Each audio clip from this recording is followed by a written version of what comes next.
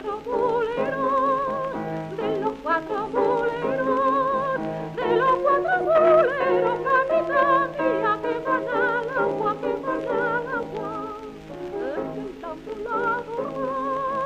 El del ambulador, el del ambulador, mamita mía, que roba el alma, que roba el alma.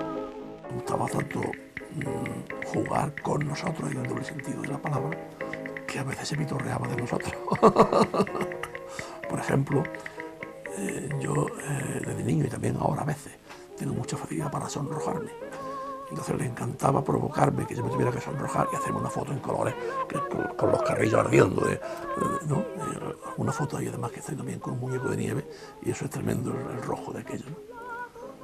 Y le gustaba burlarse de nosotros, por ejemplo. Hubo una ocasión en la que él se dio cuenta de que si a mí me piropeaba, yo me podía pegar saltitos.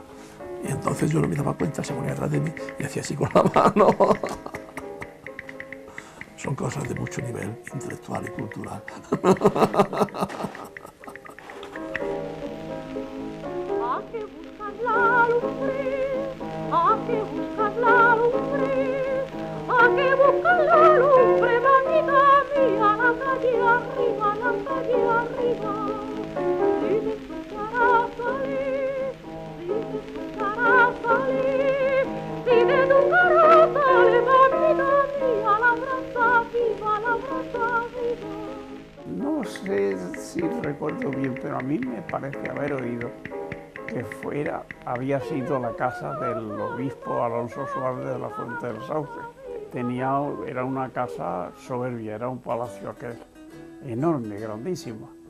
Y desde la calle Almendro Aguilar llevaba hasta casi la carretera, la que luego fue carretera de circunvalación en la falda del castillo.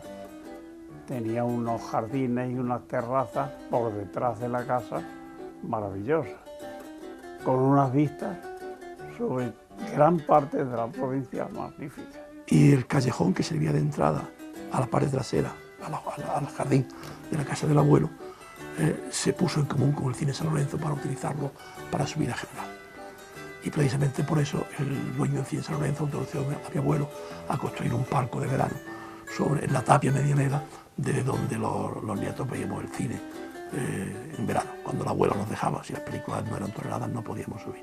Yo recuerdo muchos ratos de familia allí en mi padre, aunque nunca, siempre estuvo independiente de mi tío, salvo en los primeros años de Jaén, pues frecuentaba muchísimo la casa de mi tío Eduardo, sobre todo en un patio que había en la parte más baja del jardín. Naturalmente el jardín era en pronunciada cuesta, estaba hecho dispuesto en terrazas.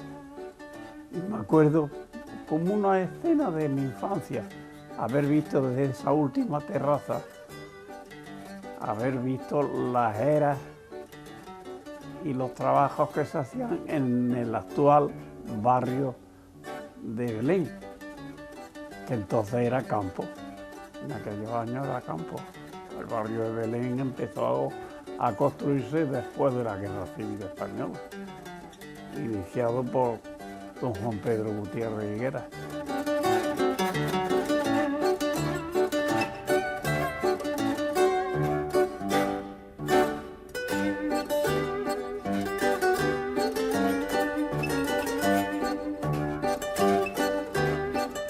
Era un núcleo de cultura general, de cultura literaria, de cultura fotográfica y muy especialmente de cultura musical. Mi tío había sido un violinista maravilloso, eso no creo haberlo visto en ningún lado escrito. Yo le he visto y le he oído, claro, tocar el violín y lo hacía maravillosamente. Luego una serie de circunstancias como un quiste hidratídico que padeció en un pulmón le impidieron continuar con el violín, pero no pudo eso motivo apagar el ansia musical de mi tío Eduardo. él siguió con su afición a la música. Incluso llegó a tocar otro instrumento, un instrumento diríamos de mesa. Tocó la cítara y él dominaba el instrumento porque no quiso abandonar la música. En el ambiente familiar siempre hubo música, la música de todo tipo, pero mucha música clásica, que es lo que no era lo habitual. En unos tiempos en los que, bueno, existía la radio, pero eso de tener música propia en la casa no era común. Bueno, pues los discos de pizarra eran los que utilizaba mi abuelo, de 75 o 78 revoluciones por minuto, con el gramófono. Primero el gramófono de cuerda, de manivela, que se daba cuerda y empezaba a funcionar, y luego el gramófono eléctrico también, con la cabeza fonocaptura, con una aguja que pinchamos muchísimo. Recuerdo que las viejas las aprovechábamos nosotros para hacer dardos y tirarlas contra las dianas, eran buenísimas. Pues entonces, en esos discos de pizarra, él tenía una colección de música clásica impresionante. Recuerdo como anécdota saber que la emisora de Radio Jaén que existía desde hace muchos años, antes de los años 20 o así, le pedían a veces discos prestados para poder emitir música que ellos no tenían, ¿no? Pero claro, en aquella casa la música estaba no solo en conserva, sino también en vivo. En vivo porque él era, digamos, aficionado, tocaba el violín, su mujer, mi abuela, tocaba el arpa, sus hijos, uno tocaba el violín, otro tocaba el piano, otro tocaba la guitarra, mi padre no tocó nunca, pero era muy común en ellos interpretar.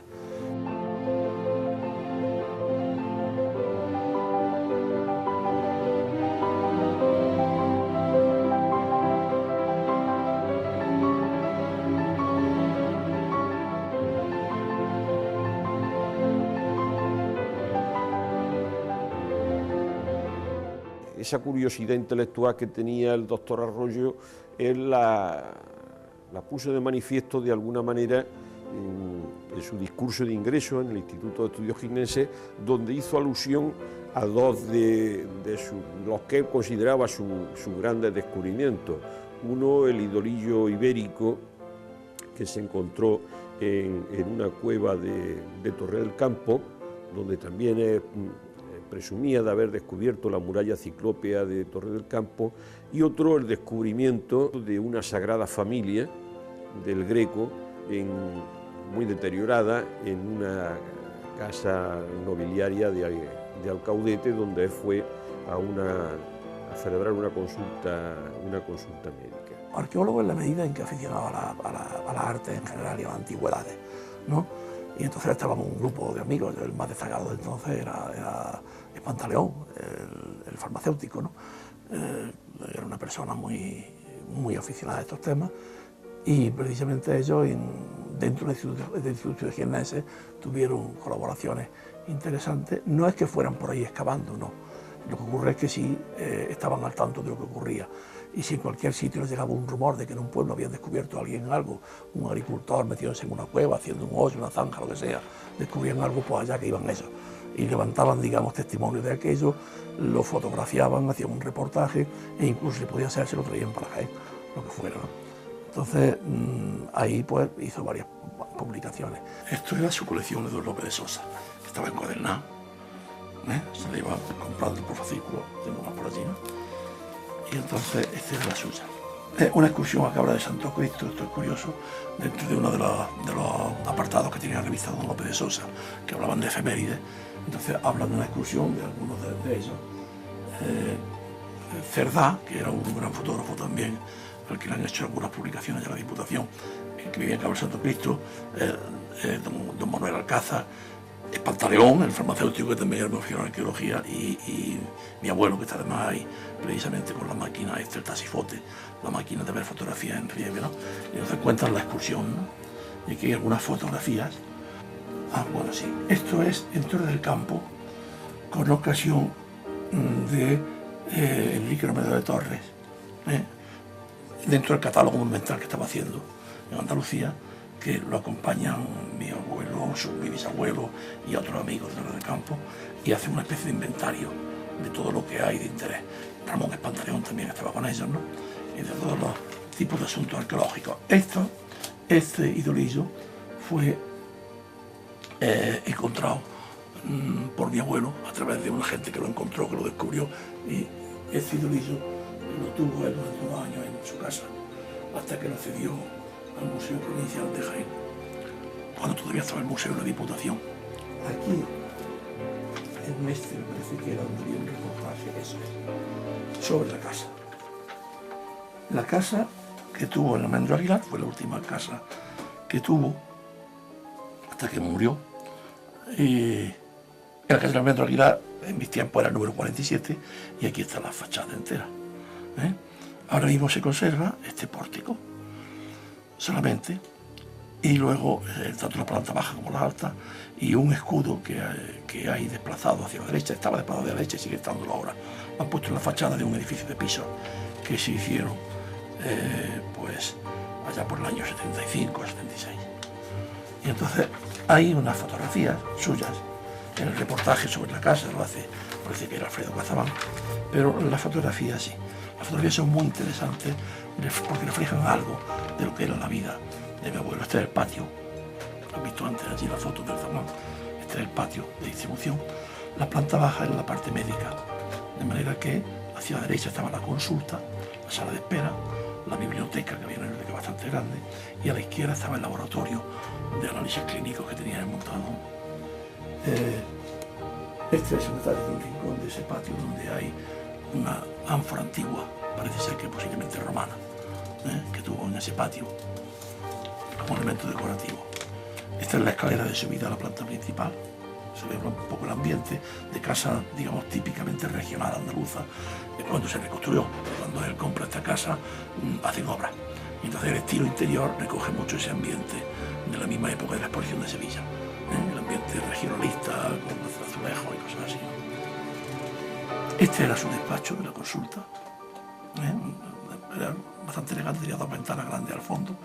Aquí está la mesa y era el despacho de la consulta. Me acuerdo que aquí a la izquierda estaba una puerta cerrada, que siempre que no podíamos entrar, porque estaban los rayos X, que es una cosa muy peligrosa, ¿no? Aquí hay dos planos del laboratorio, del análisis clínico, donde se ve una cantidad de aparatos, de instrumentos, muchos aparatos del laboratorio. Lo ideó él directamente, ¿no? Tenía mucha habilidad, digamos, mecánica, y si no, se buscaba algún técnico, algún mecánico, y él le daba las instrucciones para hacer las cosas. Este es el salón. El salón era ya la planta noble, la planta de arriba. Había dos grandes habitaciones, uno el salón y otro el comedor, con una chimenea enorme. El salón daba la calle Almendro Aguilar, el comedor al patio. Bueno, pues en este salón se aprecia algo de lo que esto podía ser, el tamaño de esto. Esto que hay al fondo a la izquierda es el pianola. Esto es un tresillo, esto es otro tresillo. Donde estamos haciendo la fotografía hay otro tresillo con una mesa de camilla. Por hacer una idea, esto es una lámpara, esto es otra, había 4 lámparas. O sea, era un salón muy amplio, muy amplio. Tenía luz por 3 fachadas, por allí, por aquí, por aquí. Estos son los rollos de la pianola, que estaban aquí almacenados. Bueno, pues aquí era donde se hacían las reuniones, digamos, culturales. Reuniones culturales en las que, como se suele conocer en Jaén, se oía música mucho. Música interpretada por ellos mismos, por amigos, de esos amigos, algunas veces algunos famosos, digamos, ¿no? Que venían a visitarlo, y bueno, y música también enlatada. La discoteca en discos de pizarra que tenía mi abuelo era impresionante, un armario enorme, lleno de esos discos de pizarra que pesaban un disparate, y que para tener la 9ª sinfonía había que tener 9 discos de pizarra y darle 18 veces la vuelta, por ejemplo, ¿no? Tenía una gran colección de sellos. Y a través de la colección de sellos, comunicándose con otros filatélicos de Europa, pues llegó a conocer el esperanto. El esperanto era un idioma paneuropeo. Fracasó el idioma porque el inglés le pudo al esperanto, pero dominaba el idioma y tenía muchos amigos. Incluso contactó personalmente con amigos que vinieron a Jaén y vinieron y hablaban esperanto y yo los oí hablar esperanto.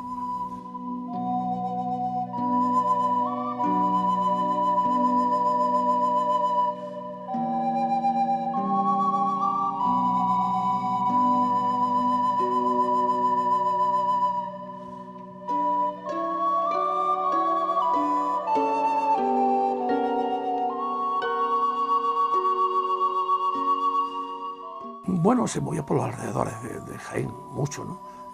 Relacionado con la afición arqueológica, pero también con la excursión familiar.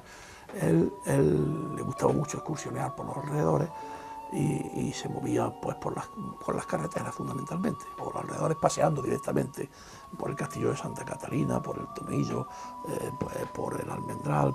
Pero luego, cuando pudo utilizar coches, y tuvo coches, entonces se movían también por las carreteras en las cercanías, ¿no? Y hacía excursiones por la carretera de Otiña, por Otiña. Se ven muchas excursiones de la época. Y bueno, y viajaba también por otros sitios de los alrededores. Pero en todo caso, esos viajes le llamo porque eran excursiones a echar el día, en las que se iban con los cestos, con las meriendas, toda la familia entera, amigos, se juntaban y echaban el día por ahí en el campo. A Otiña, el castillo de Otiña lo conocía muy bien. Toda la zona del castillo de Otiña la conocía maravillosamente. La zona donde ahora está el pantano de Quebrajana, muy cerca. Él lo conocía todo aquello muy bien, y Jabalcú maravillosamente. No era un hombre viajero. Quizá un poco sujeto por la enfermedad suya del quiste pulmonar.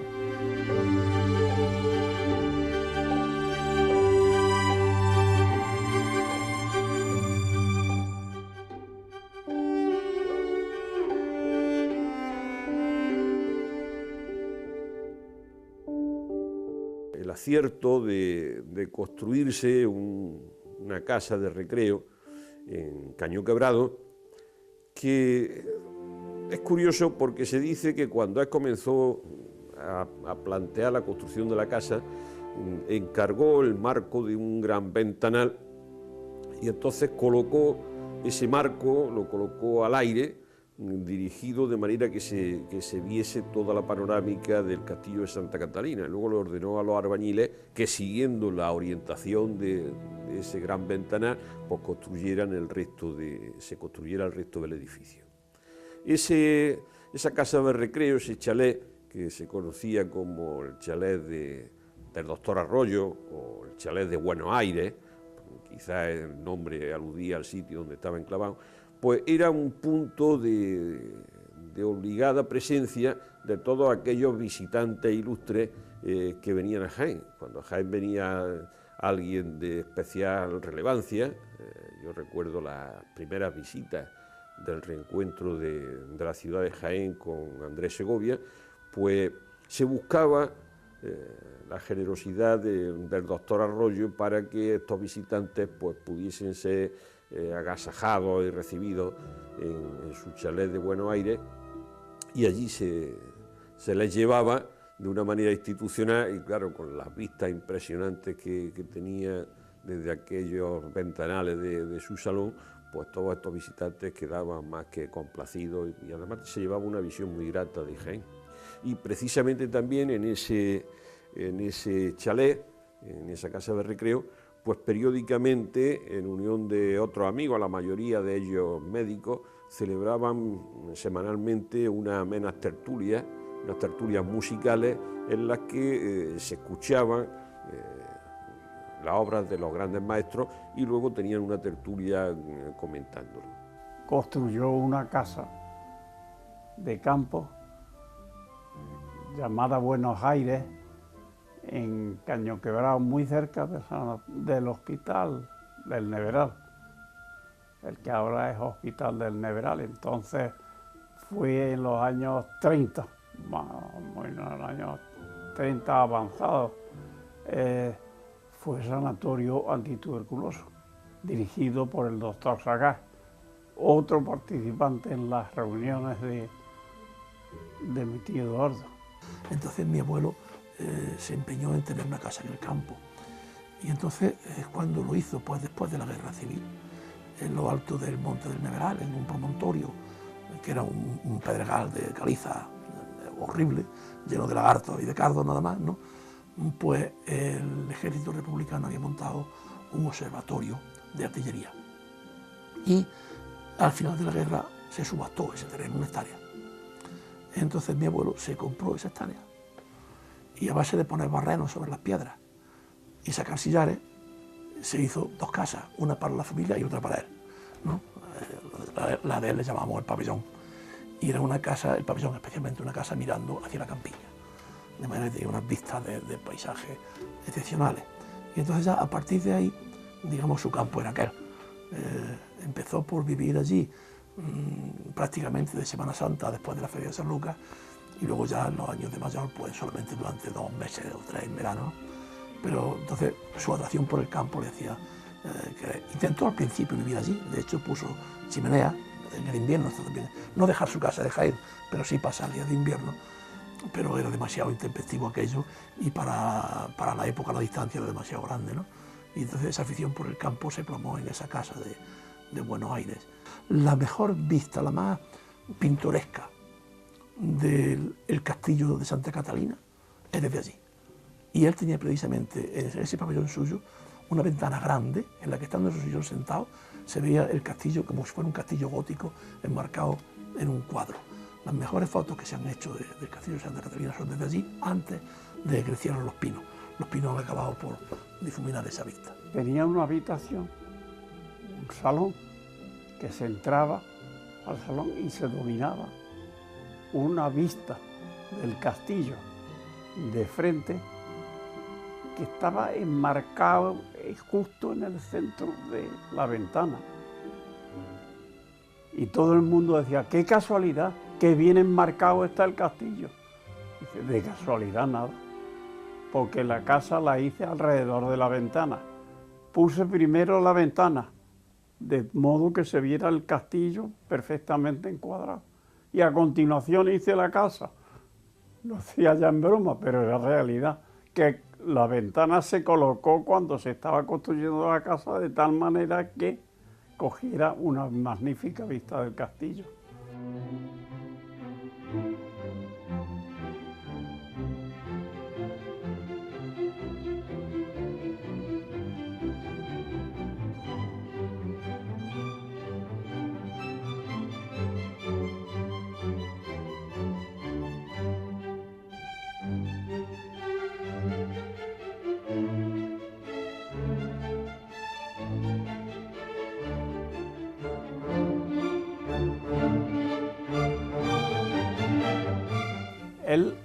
Sus historias clínicas eran indescifrables, porque escribía en taquigrafía.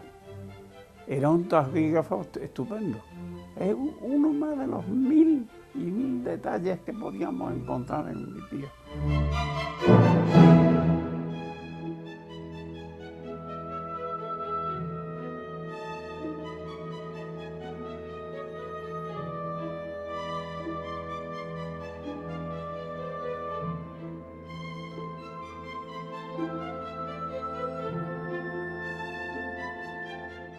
Tenía allí en Buenos Aires, en la casería, un espacio muy curioso, como una especie de, no sé cómo llamarlo, de anaquel o de vitrina, pero hecho en obra. Y aquello era como un marco, y tenía una cortina, la abría, y allí no había más que cosas para jugar, pero ingeniosas. De pronto había una araña que empezaba a bajar del techo, y los niños nos asustábamos, porque empezaba a bajar, y de pronto, cuando la araña estaba casi abajo, aparecía una bruja montada en una escoba, que parecía por un lado y se acercaba a la araña, y la araña huía, y en ese momento, cuando la araña estaba huyendo, una rana de cerámica que estaba abajo a la derecha, y las 12 había pasado desapercibida, le escupía a la bruja, y la bruja salía corriendo. Bueno, pues todo eso lo había montado él con un sistema de vasos de agua, con un sistema de corchos flotantes y poleas. Y era un juguete que él ponía en marcha y funcionaba solo. Y luego ya muchos más otros jugueticos de juegos de manos, de engaños, de cosas así. Otros mecanismos que había inventado él con trucos, ¿no? para jugar con los niños. Bueno, pues esas cosas nos encantaban. Ein Leid geschehen, wer wird bei der Laterne stehen? Mit dir, Lili Marleen, mit dir, Lili Marleen.